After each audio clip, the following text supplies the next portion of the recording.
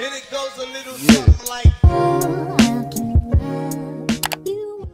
Hola, j'espère que vous allez bien. Bienvenue dans cette toute nouvelle vidéo. Aujourd'hui, on va aborder le sujet des études d'infirmier ou d'infirmière. On va faire une FAQ. Je vais répondre à toutes les questions qui m'ont été posées sur mon compte Instagram. D'ailleurs, si ce n'est pas encore fait, je vous invite à me suivre juste ici. Je suis très active sur mon compte et c'est là en général que j'organise des sondages, etc.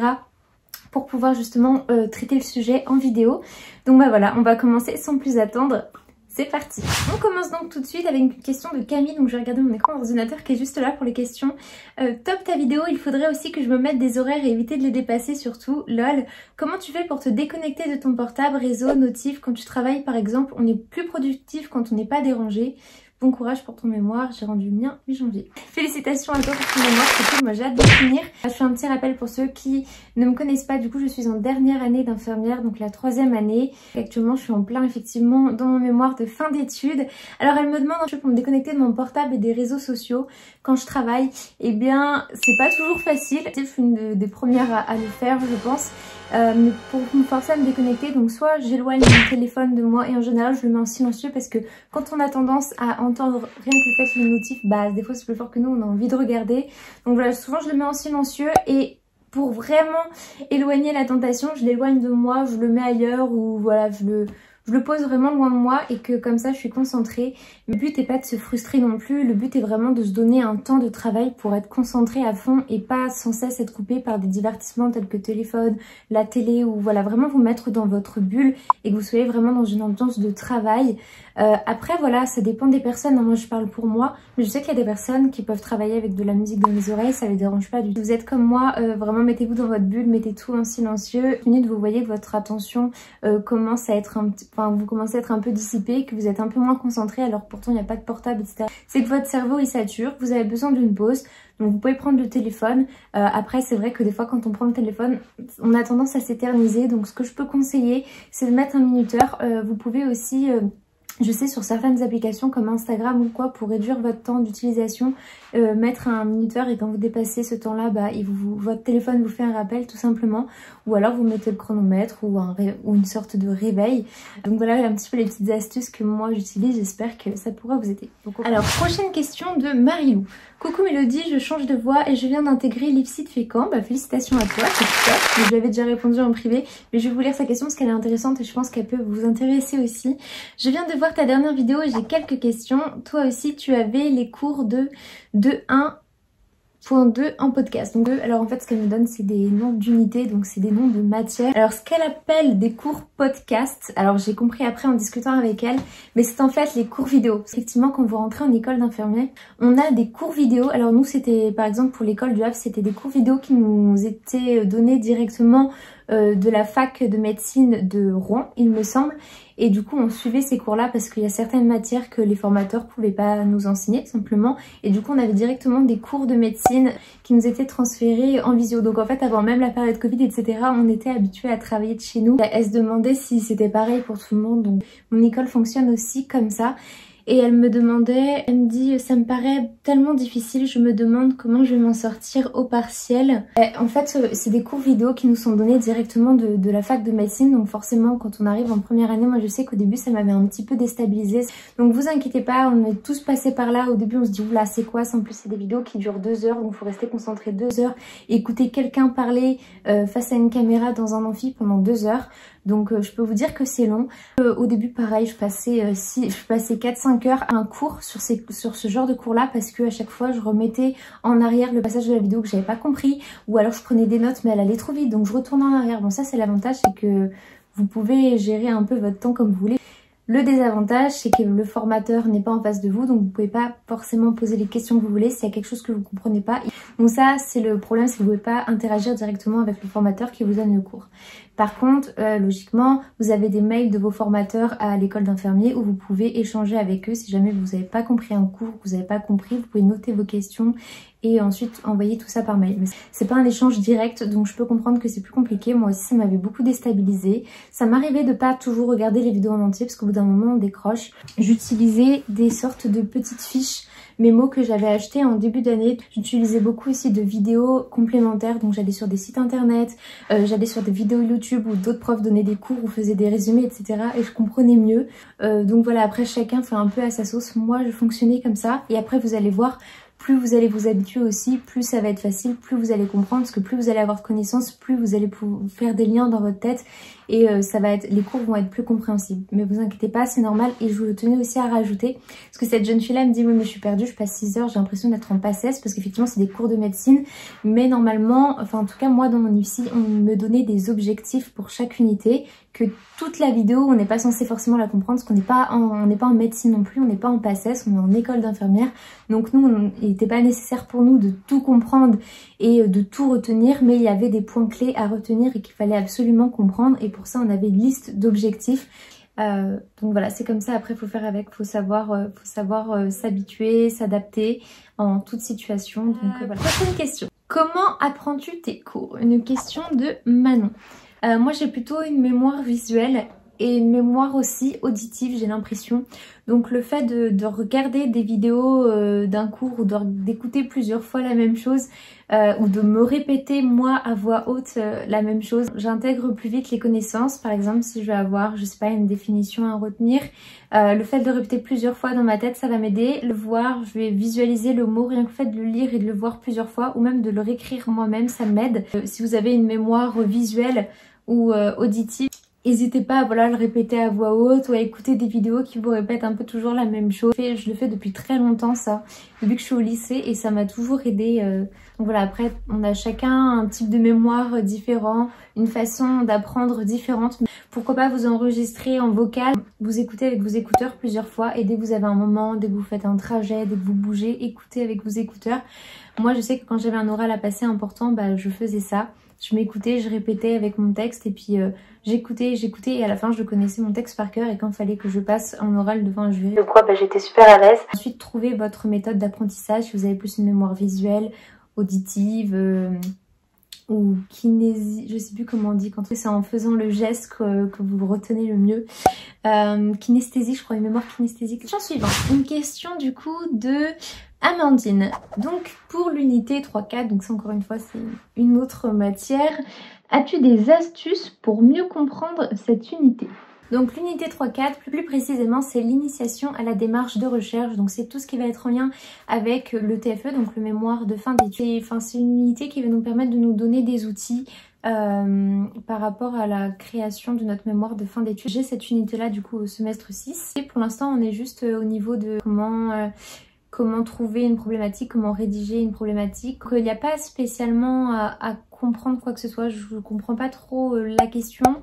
L'unité 3-4, ce qu'il faut que tu comprennes, que c'est des outils qu'on te donne pour la création de ton mémoire de fin d'études. Et toi que c'est vraiment une unité qui va t'apprendre à faire des recherches, à aussi construire toi ta propre opinion aussi en tant que futur professionnel de santé.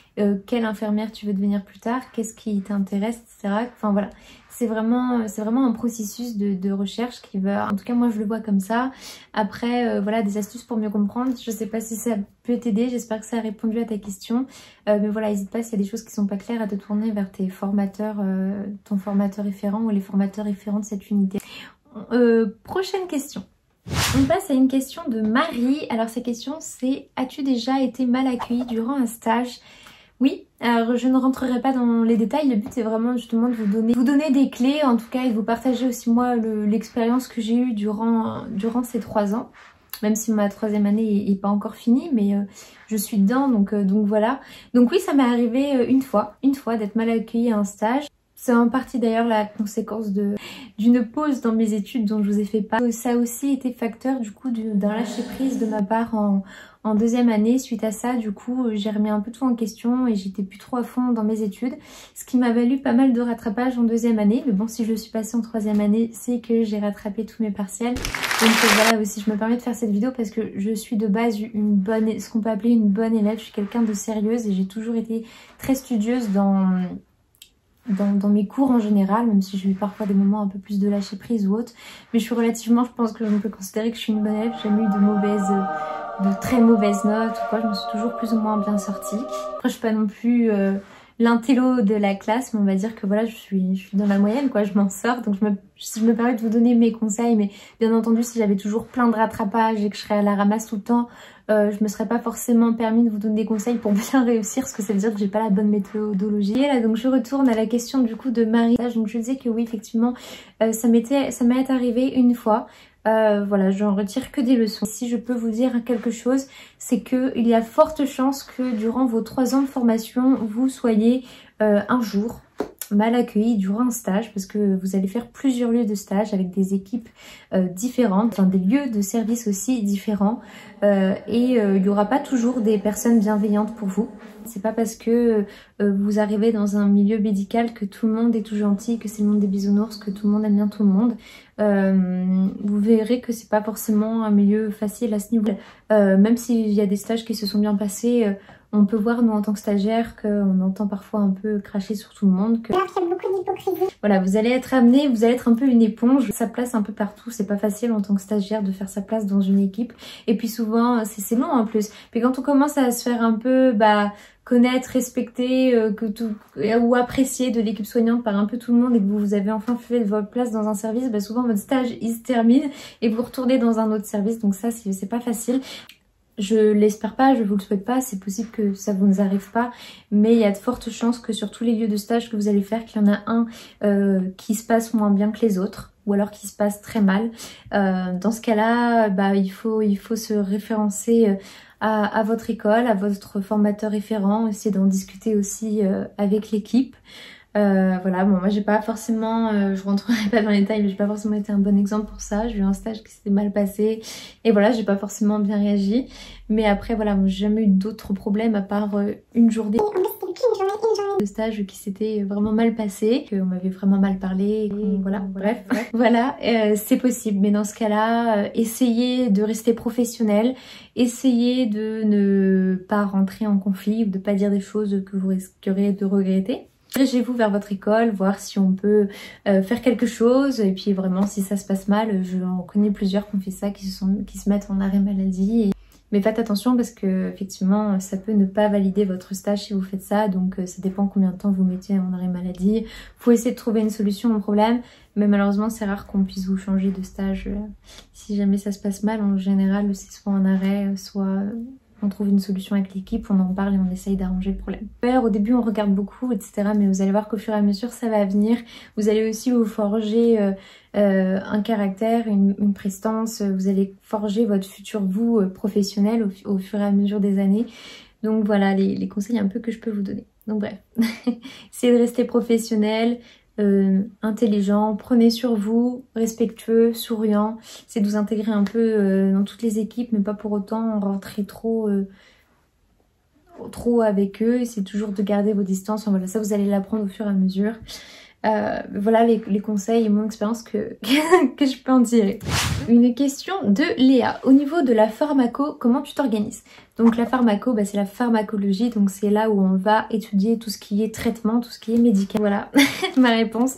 J'ai des livres que vous pouvez acheter en début d'année ou même au fur et à mesure de votre formation. Et sinon, vous pouvez aussi emprunter des livres au CDI de votre école, à une bibliothèque, ou voilà, vous aidez aussi Vidal. Vidal, c'est une sorte de dictionnaire pour les médicaments, donc si jamais il y a un traitement, vous savez plus à quoi il correspond, ou le dosage, ou les surveillances à faire par rapport à ce traitement-là, vous pouvez aller sur Vidal. Il y a même une application sur le téléphone.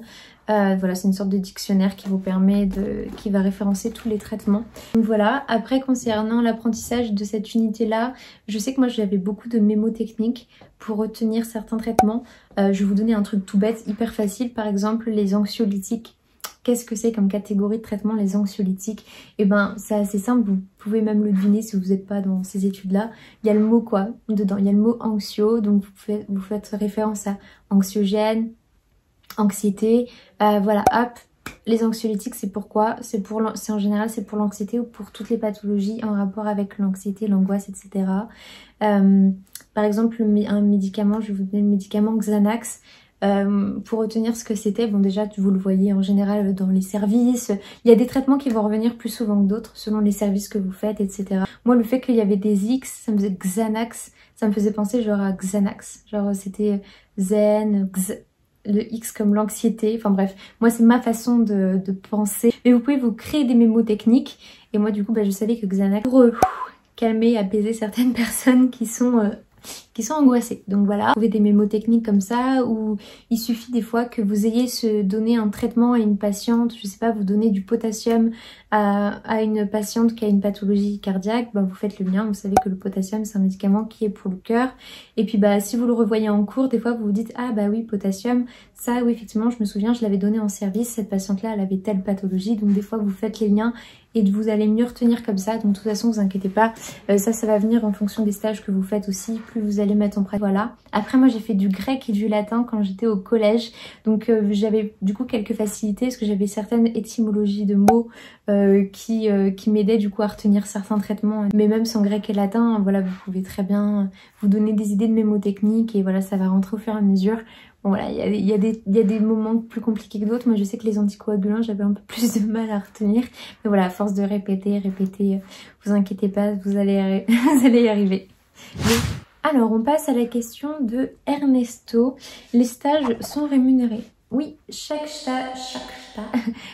stage que vous allez faire dans le cadre de l'école est rémunéré. Donc on va rester vague, mais oui vous avez une rémunération et il faut savoir qu'en fonction de l'année où vous êtes, par exemple si vous êtes en première année, vous allez toucher moins qu'en deuxième année et encore moins qu'en troisième année. Donc quand vous êtes en troisième année, vous touchez le max au niveau rémunération que vous pouvez avoir. Après c'est pas des chiffres extravagants, c'est pas des salaires non plus, c'est des sommes assez symboliques. Mais c'est toujours ça. Et voilà. Prochaine question avec Marilou toujours. Partais-tu avec un bagage scientifique? Pas du tout. Et pourtant ma mère est prof de sciences de la vie et de la terre dans un collège. Elle m'avait encouragée à faire un bac scientifique. Mais moi les maths c'était pas du tout mon truc. Même si j'aime bien la science et la physique. Mais c'était pas... Voilà, moi mon cerveau quand je fais des maths, tout n'est pas très clair pour moi. C'était pas systématique dans ma tête. En fait voilà, c'était pas cohérent, j'avais du mal, c'était vraiment ma difficulté en maths. Donc voilà, j'ai été bonne jusqu'à un certain moment et puis arrivée en seconde, première terminale, j'ai commencé à lâcher, enfin surtout en seconde, j'ai commencé à lâcher un peu au niveau des maths et du coup quand je suis passée en première, j'ai choisi de choisir une filière littéraire du coup, parce que j'étais plutôt bonne dans tout ce qui était rédaction, français, j'aime bien la philo aussi, donc enfin bref. J'aimais bien ça, donc non, je partais pas du tout avec un bagage scientifique, tu vois. Enfin, j'avais quand même mon bac général, j'avais un bac général mais littéraire. Mais ça m'a pas empêché de rentrer à l'école. J'ai passé le concours, du coup, il y a 3 ans, c'était encore sur concours. Et j'ai passé le concours comme tout le monde, avec une épreuve de maths, une épreuve de logique. Il y avait une épreuve aussi, donc il y avait l'épreuve écrite et l'épreuve orale. Et voilà, je m'en suis sortie, ça l'a fait, donc voilà. Et je pense que c'est peut-être encore plus facile, enfin je sais pas, mais c'est peut-être encore plus facile pour les gens qui veulent rentrer dans l'école maintenant parce que c'est sur dossier, donc il suffit que vous avez à peu près des bonnes notes un peu tout le long de l'année et que vous avez des bonnes appréciations, vous pouvez rentrer dans l'école, il n'y a pas besoin de passer un concours parce que au concours si tu te ratais à l'épreuve de maths, à l'épreuve écrite tu te ratais quoi. Donc voilà. Alors je sais que certains qui sortaient d'un bac S avaient certaines facilités pour certains cours, mais vous voyez là par exemple pour la rédaction du TFE, je trouve que nous on a des facilités du coup parce que on sait comment rédiger, on sait comment analyser, comment interpréter l'étude, et puis des fois on va vous demander de faire des analyses de texte autour d'un texte de recherche scientifique, etc. Donc ça va quand même vous servir si vous n'êtes pas trop matheux. Mais les scientifiques, oui, peut-être qu'ils vont avoir certaines facilités dans d'autres trucs, mais voilà, au final ça compense. Donc voilà, personnellement je me suis pas sentie en difficulté par rapport à ça. Donc ensuite avec une question de Marilou toujours. Combien de temps de travail perso consacres-tu à ta formation? J'ai l'impression d'être en PACES. Alors je crois que Marilou c'est la jeune fille qui vient de rentrer à l'école, donc c'est normal au début parce que t'as pas encore trouvé ta méthode de travail, peut-être t'es peut-être un peu perdu dans tous les cours qu'on te donne, si tu vas apprendre des choses nouvelles, des connaissances nouvelles, donc le temps d'intégration est un peu plus compliqué. Non, je pense pas, connaissant certaines personnes qui sont en PACES, je pense pas que ce soit la même charge de travail, mais c'est du travail, c'est quand même beaucoup de travail. Et surtout quand on veut faire les choses bien, qu'on est impliqué et qu'on veut réussir ses partiels. Donc c'est quand même beaucoup de travail. Combien de temps exactement, je saurais pas dire. Vraiment, je me mets à fond et je respecte les heures de travail tous les jours qu'on me donne. Vous allez avoir un emploi du temps, comme je l'ai montré dans ma vidéo précédente, où on a des temps en partie pour faire tel ou tel travail. En général, je respecte ces temps-là, donc bien respecter les temps qu'on vous donne, ne pas prendre de retard. ne pas repousser quelque chose à demain que vous pouvez faire aujourd'hui. Et ben du coup chaque fois on retarde le truc jusqu'à attendre le jour J, on doit rendre le truc et on fait tout au dernier moment, donc c'est de la pression, souvent c'est bâclé quand on fait ça. Donc voilà, essayez de planifier à l'avance ce que vous devez faire, essayez de respecter les temps qu'on vous planifie ou que vous vous êtes planifié. Et voilà, et comme je disais tout à l'heure, c'est important de prendre des pauses. Je sais pas, admettons que vous donnez 2 heures pour travailler sur ce truc là, on prend une pause et voilà, et vous reprenez après, reprenez un autre jour. Mais le tout c'est de respecter bien les deadlines qu'on vous donne et le temps imparti qu'on vous donne pour réviser et pour réussir au partiel. Voilà, surtout pas prendre de retard, faire un peu au fur et à mesure, ne pas tout apprendre sur le tas d'un coup. Et voilà, c'est le conseil que je peux te donner et qui fonctionne sur moi. La vidéo touche à sa fin, j'espère qu'elle vous aura plu. Je vous laisse liker cette vidéo si vous avez aimé et qu'elle a pu vous apporter quelques conseils, qu'elle aura pu répondre à vos questions.